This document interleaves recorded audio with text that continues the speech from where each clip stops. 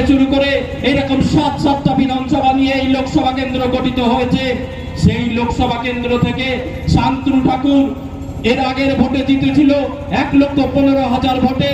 তারপরে আমরা দেখলাম মোদী সাম্রাজ্য যখন গড়ে উঠলো, শান্তনু ঠাকুর আর মানুষের কাছে আসে না, মানুষের উন্নয়নে কথা বলে না, মানুষের কল্যাণে কোনো কাজ করেনি।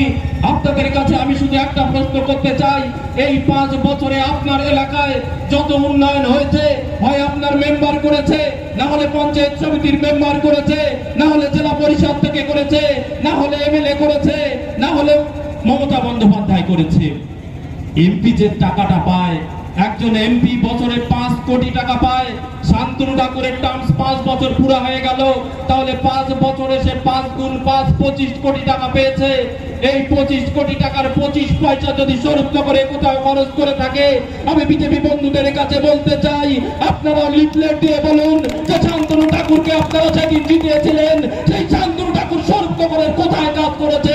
একটা রাস্তা যদি করে থাকে, একটা টিউবওয়েল যদি করে থাকে, আপনার বাড়ি পাশের নর্দমা ড্রেন যদি করে থাকে, আপনারা সেটা আপনারা লিফলেট দিয়ে বলুন। সেই শান্তনু ঠাকুর আবার ভোট বাকি হয়েছে, যেখানে যাচ্ছে সেখানে মানুষ প্রশ্ন করছে, কোথায় ছিলে, তোমার তো দেখা পাইনি। আর তখন ইতিহাস মাথা বেঁকে যাচ্ছে। যদিও আমার কোনো সম্প্রদায় নিয়ে বলার কোনো ইচ্ছা নেই, ও মাঝে মাঝে রাতের বেলা একটু সমস্যা ঘটায়, যার জন্য কিছুই বলা যাবে না। নির্বাচন কমিশনের ক্যামেরা আছে, আবার সমস্যা আছে, কারণ এখন সবটাই তো guided by Modi and company.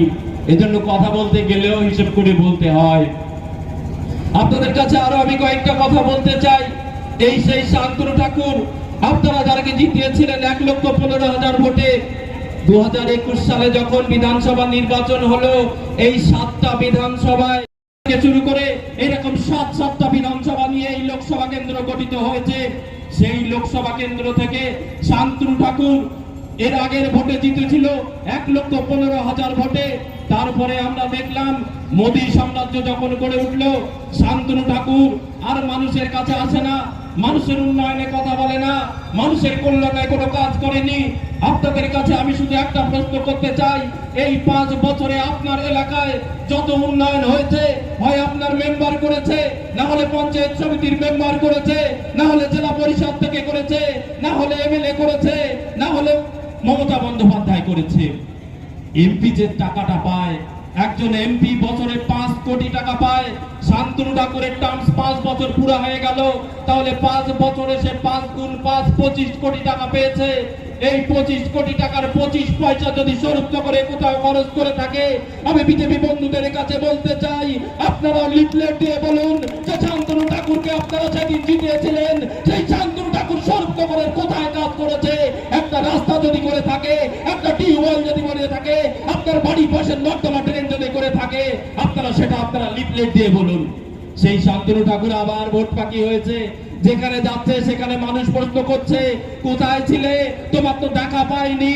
আর তখন ইতিহাস মাথা বেঁকে যাচ্ছে।